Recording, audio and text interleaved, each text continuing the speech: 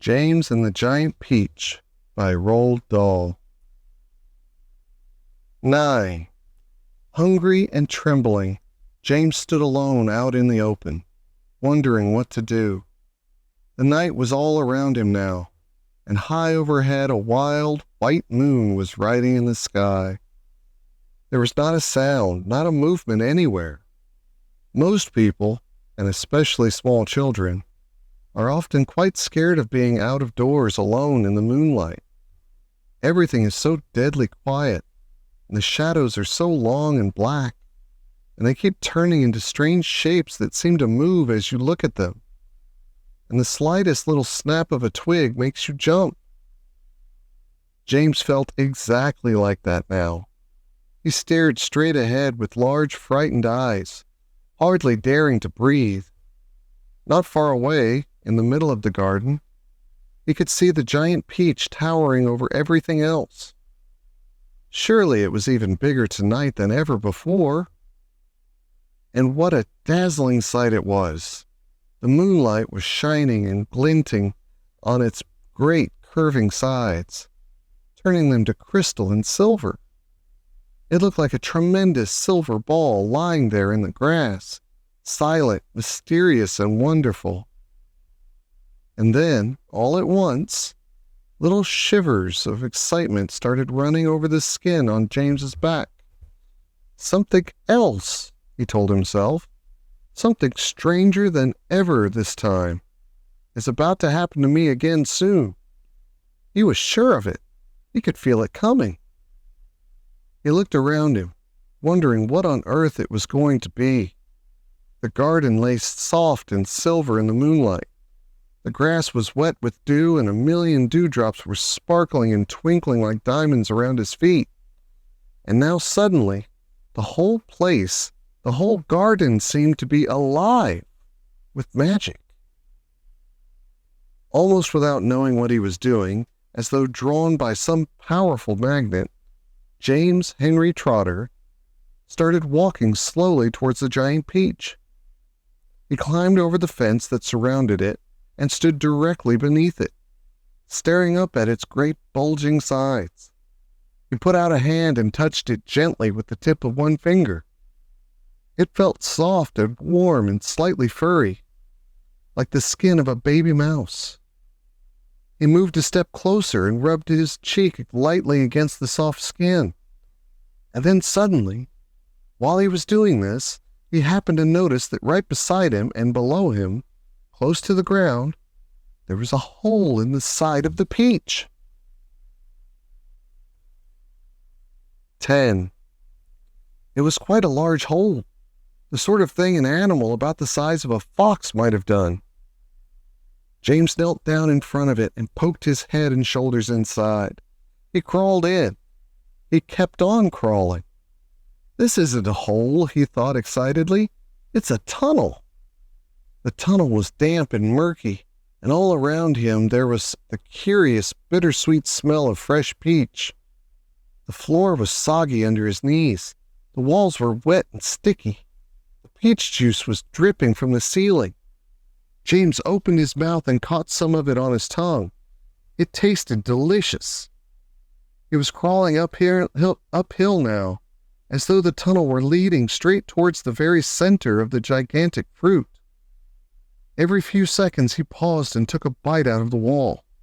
The peach flesh was sweet and juicy and marvelously refreshing. He crawled on for several more yards, and then suddenly, bang! The top of his head bumped into something extremely hard, blocking his way. He glanced up. In front of him there was a solid wall that seemed at first as though it were made of wood. He touched it with his fingers. It certainly felt like wood, except that it was very jagged and full of deep grooves. "Good heavens," he said. "I know what this is. I've come to the stone in the middle of the peach." Then he noticed that there was a small door cut into the face of the peach stone. He gave a push. It swung open. He crawled through it, and before he had time to glance up and see where he was, he heard a voice saying, "Look, who's here?" And another one said, We've been waiting for you." James stopped and stared at the speakers, his face white with horror. He started to stand up, but his knees were shaking so much he had to sit down again on the floor. He glanced behind him, thinking he could hold back into the tunnel the way he had come. But the doorway had disappeared. There was now only a solid brown wall behind him. 11. James's large, frightened eyes traveled slowly around the room. The creatures, some sitting on chairs, others reclining on a sofa, were all watching him intently. Creatures? Or were they insects? An insect is usually something rather small, is it not? A grasshopper, for example, is an insect. So what would you call it if you saw a grasshopper as large as the dog? As large as a large dog. You could hardly call that an insect, could you? There was an old green grasshopper as large as a large dog sitting directly across the room from James now. And next to the old green grasshopper, there was an enormous spider. And next to the spider, there was a giant ladybird with 9 black spots on her scarlet shell. Each of these 3 was squatting upon a magnificent chair. On a sofa nearby, reclining comfortably in curled-up positions, there were a centipede and an earthworm. On the floor, over in the far corner, there was something thick and white that looked as though it might be a silkworm. But it was sleeping soundly and nobody was paying any attention to it.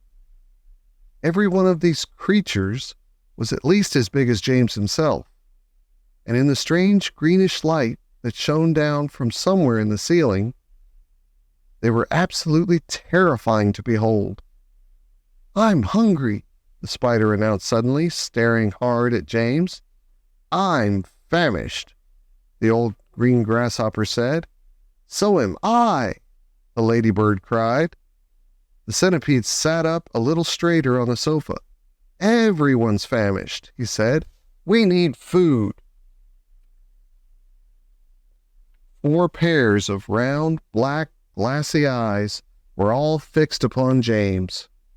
Centipede made a wriggling movement with his body as though he were about to glide off the sofa, but he didn't. There was a long pause and a long silence.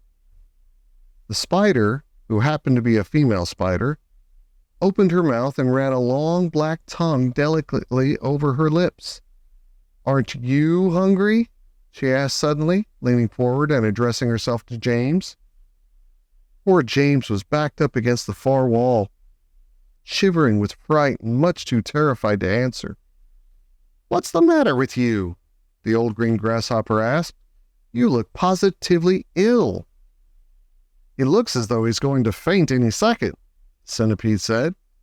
"Oh, my goodness, the poor thing," the ladybird cried. "I do believe he thinks it's him that we are wanting to eat." There was a roar of laughter from all sides. Oh dear, they said. "What an awful thought." "You mustn't be frightened," the ladybird said kindly. "We wouldn't dream of hurting you. You are one of us now. Didn't you know that? You are one of the crew. We're all in the same boat. We've been waiting for you all day long," the old green grasshopper said. "We thought you were never going to turn up. I'm glad you made it." "So cheer up, my boy, cheer up," the centipede said. "And meanwhile, I wish you'd come over here and give me a hand with these boots. It takes me hours to get them all off by myself."